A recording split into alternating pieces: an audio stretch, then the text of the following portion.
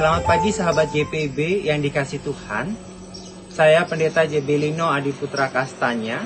Saat ini melayani di GPB Jemaat Bukit Agape Entikong, Kalimantan Barat.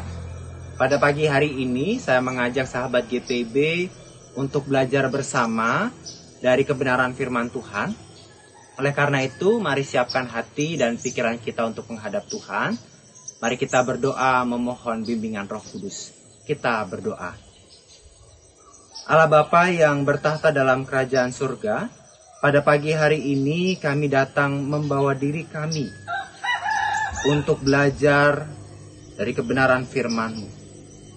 Tolonglah kami, bimbinglah kami, agar kami boleh mengerti dan memahami kebenaran firman Tuhan. Agar kami boleh menjadi pelaku-pelaku firman yang benar.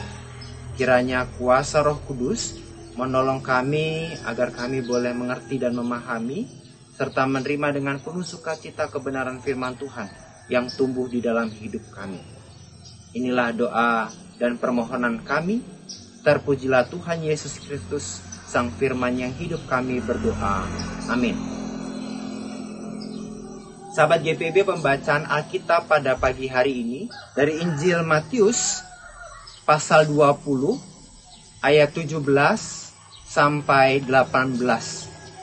Injil Matius pasal 20 ayat 17 sampai 18 yang menyatakan, ketika Yesus dalam perjalanan ke Yerusalem, ia memanggil ke-12 muridnya tersendiri dan berkata kepada mereka di tengah jalan, "Sekarang kita pergi ke Yerusalem, dan Anak Manusia akan diserahkan kepada imam-imam kepala dan ahli-ahli Taurat, dan mereka akan menjatuhi hukuman mati kepadanya." Demikianlah pembacaan Alkitab. Terpujilah Tuhan Yesus Kristus. Hosiana. Sahabat JPB yang dikasih Tuhan, pemberitahuan ketiga tentang penderitaan Tuhan Yesus yang disampaikan Tuhan kepada murid-muridnya bukan sekedar informasi tentang apa yang akan dihadapi atau apa yang akan dilakukan Tuhan Yesus, melainkan adanya panggilan Tuhan kepada murid-muridnya untuk mengikutinya dan untuk menjadi saksi atas pekerjaan Allah di dalam Tuhan Yesus. Pekerjaan Allah yang dinyatakan, bahkan yang akan ditanggung oleh Tuhan Yesus, adalah jalan penderitaan, di mana Tuhan Yesus akan dihianati, lalu diadili secara tidak adil dan tidak benar, yang berujung pada hukuman mati. Jalan penderitaan yang ditempuh Tuhan Yesus ini sebagai sebuah konsekuensi atas dosa-dosa manusia. Untuk apa? Tentu untuk menyelamatkan ciptaannya dari kehancuran dosa dan maut. Pemberitahuan Tuhan Yesus tersebut juga sebagai pembelajaran bagi para murid untuk siap menghadapi berbagai tantangan, termasuk menghadapi penderitaan hidup dalam menjalani misi Kristus di dalam dunia.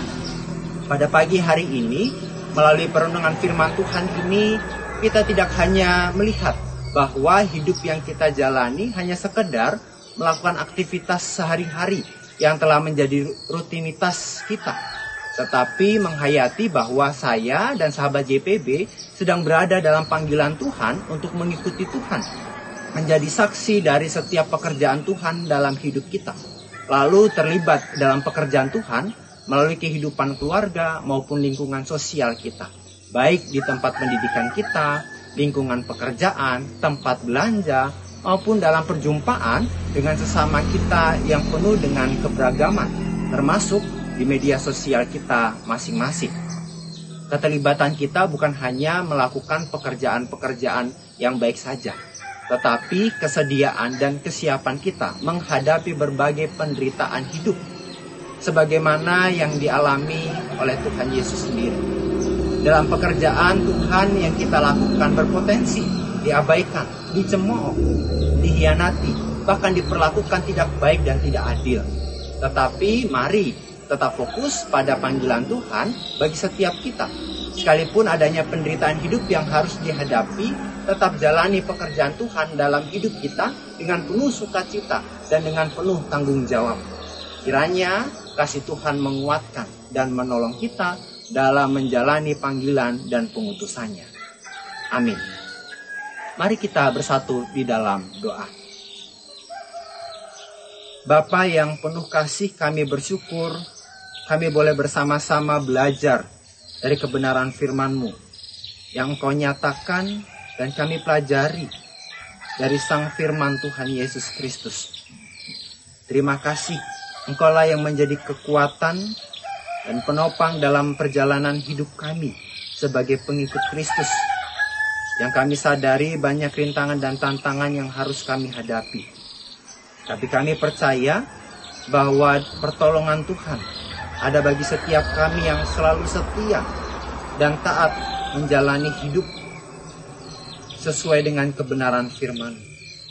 Ya Tuhan yang penuh kasih, di pagi hari ini kami akan melakukan seluruh aktivitas kami, kegiatan demi kegiatan, rencana demi rencana yang telah kami persiapkan. Kami memohon hikmat Tuhan, kami memohon bimbingan Tuhan, serta kasih karunia Tuhan agar kami dimampukan untuk melakukan tugas dan tanggung jawab kami dengan baik dan benar, serta mengamalkan firman Tuhan di dalam setiap kegiatan, di dalam setiap pekerjaan yang kami lakukan. Kami percaya bahwa setiap apapun yang boleh kami lakukan, kami kerjakan dari pagi hingga malam nanti. Tuhan menuntun kami untuk boleh menghayati setiap pekerjaan-pekerjaan Tuhan yang boleh selalu kami syukuri di dalam kehidupan kami. Berikan kami kesehatan dan kekuatan, dan kami percaya bahwa kami boleh melakukan yang terbaik demi kemuliaan nama Tuhan dalam hidup kami. Inilah doa dan permohonan kami. Kami serahkan seluruh aktivitas kami, tugas dan tanggung jawab kami, kegiatan kami, rencana-rencana kami di sepanjang hari ini ke dalam tuntunan tangan kasih Tuhan. Inilah doa kami, terpujilah Tuhan Yesus Kristus kami berdoa. Amin. Demikianlah morning call pada saat ini. Terima kasih Bapak Ibu sudah boleh mengikutinya. Selamat beraktivitas, tetap jaga kesehatan. Tuhan memberkati kita semua.